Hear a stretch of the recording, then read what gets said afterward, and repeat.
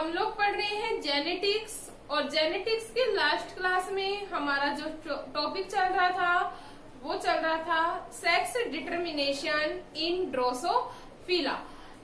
हम लोगों ने बता दिया था कि जो ड्रोसोफिला होते हैं उसमें जो सेक्स का जो डिटर्मिनेशन होता है वो एक्स एंड ए क्रोमोसोम के ऊपर डिपेंड करता है।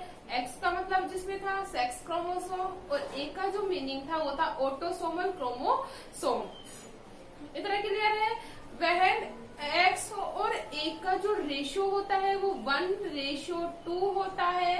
देन मेल फ्लाई का फॉर्मेशन होता है, और जब एक्स एंड ए का रेशियो 1:1 होता है तो फीमेल फ्लाई का क्या हो रहा था, फॉर्मेशन हो रहा था। इतना क्लियर था। We all know that student in Drosophila जो मेल ड्रोसोफिला का या मेल फ्लाई का जो फॉर्मेशन होता है वो होता है बाय डिफॉल्ट। किसके द्वारा हो रहा था, डिफॉल्ट के द्वारा हो रहा था। हमारा जो सेक्स डिटर्मिनेशन इन ड्रोसोफिला वो लास्ट क्लास में कंप्लीट हो गया था। अब हम पढ़ेंगे सेक्स डिटर्मिनेशन इन मैन। तो अपना जो टॉपिक है वो है sex determination in man.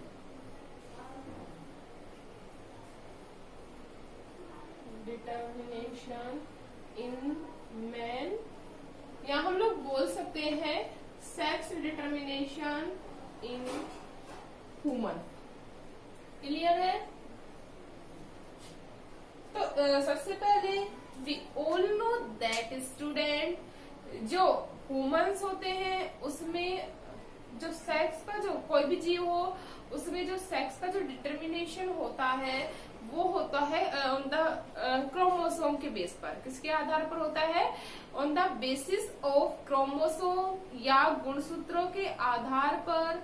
We all know that student जो ह्यूमंस होते हैं उसमें जो क्रोमोसोम जो होते हैं वो पाए जाते हैं 23 पेयर। कितने पाए जाते हैं, 23 पेयर। या हम लोग बोल सकते हैं टोटल नंबर ऑफ क्रोमोसोम जो होते हैं वो कितने होते हैं, 46 या 46 गुणसूत्र होते हैं। और जो क्रोमोसोम्स होते हैं वो ऑलवेज पाए जाते हैं इन कपल या इन पेयर। मतलब जो गुणसूत्र होंगे वो हमेशा किसके रूप में पाए जाते हैं, in the form of pair, या जोड़े के रूप में पाए जाते हैं। तो हम उसे किसके द्वारा बता सकते हैं, 23 पेयर्स के रूप में पाए जाते हैं, जिसे हम लोग लिखते हैं 2n क्रोमोसोम। पेयर के रूप में इसे हम क्या लिख सकते हैं, 2n क्रोमोसोम। जबकि जो सिंगल क्रोमोसोम होते हैं उन्हें हम लिख सकते हैं, डिनोट करते हैं n क्रोमोसोम। n का मतलब हैप्लॉइड और 2n का मतलब डिप्लॉइड। डिप्लॉइड का मतलब इन पेयर। क्लियर है। जिसमें जो 22 पेयर होते हैं, टोटल कितने पेयर होते हैं, 23, और 22 जो पेयर होते हैं वो तो होते हैं ऑटोसोम।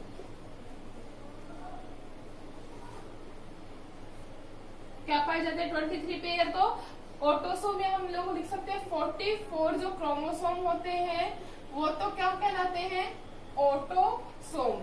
जबकि जो 1 पेयर ऑफ क्रोमोसोम है, 1 pair of chromosome is known as sex chromosome. मतलब जो एक जोड़ी या जो 2 गुणसूत्र होते हैं वो पाए जाते हैं लिंग गुणसूत्र, जबकि इन्हें कहा जाता है 22 जो पेयर होते हैं वो अलिंग गुणसूत्र कहलाते हैं, और जो 1 पेयर क्रोमोसोम होता है वो क्या कहलाता है, लिंग गुणसूत्र कहलाता है। इतना क्लियर है। जो ऑटोसोम होते हैं ह्यूमंस में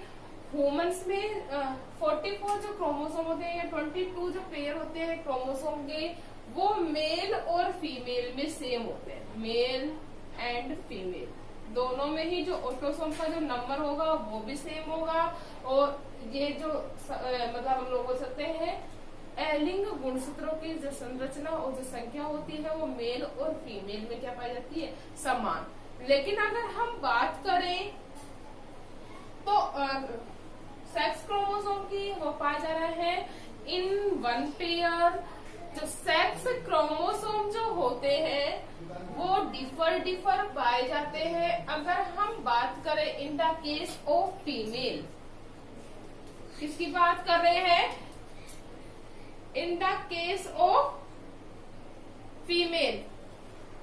तो फीमेल में जो क्रोमोसोम पाए जाते हैं सेक्स क्रोमोसोम, वो होते हैं होमोडाइमर फॉर्म में, जो जिसे हम डिनोट कर सकते हैं XX क्रोमोसोम के द्वारा। वन पेयर पाया जा रहा है तो फीमेल में होमोडाइमर फॉर्म में प्रेजेंट होते हैं एक्स क्रोमोसोम। बोथ क्रोमोसोम जो होते हैं वो सेम होते हैं। जबकि अगर हम बात करें इन रेफरेंस टू मेल या मेल के संदर्भ में अगर हम बात करें, तो जो मेल होते हैं इनमें जो सेक्स क्रोमोसोम प्रेजेंट होते हैं वो प्रेजेंट होते हैं इन हेट्रोडाइमर फॉर्म। हेट्रोडाइमर फॉर्म में मतलब इनमें एक जो गुणसूत्र होता है वो X होता है और जो सेकंड क्रोमोसोम होता है वो कैसा होता है? Y। तो दोनों ही जो क्रोमोसोम है वो डिफर होते हैं। तो एक तो क्या कहलाएगा X और दूसरा Y। डिफर फॉर्म में प्रेजेंट होने की वजह से इस फॉर्म को कहा जाता है हेट्रोडाइमर। हेट्रो का मतलब ही क्या है भाई? डिफर। ठीक है। जबकि जो फीमेल के केस में अगर हम बात करें तो दोनों ही जो क्रोमोसोम है वो सेम पाए जाते हैं, सेक्स क्रोमोसोम। इसे क्या कहा जाता है? होमोडाइमर। क्लियर है इतना?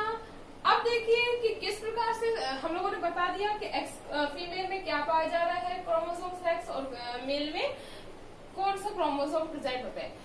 अगर हम बात करें डिटर्मिनेशन ऑफ सेक्स की, तो जो डिटर्मिनेशन ऑफ सेक्स है वो डिपेंड करता है ऑन द वाई क्रोमोसोम। किसके ऊपर डिपेंड करता है भाई? वाई क्रोमोसोम के ऊपर डिपेंड करता है। कैसे? जब एक्स का एक्स के साथ क्रॉस होता है तब बनता है XX।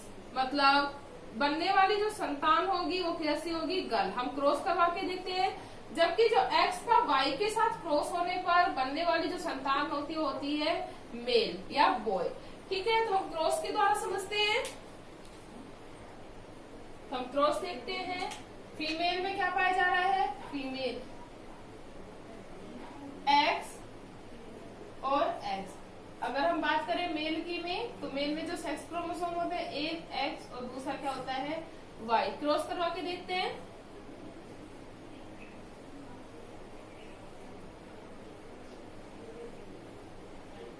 जब फर्टिलाइजेशन के दौरान X का X के साथ क्रॉस होता है तो क्या आएगा?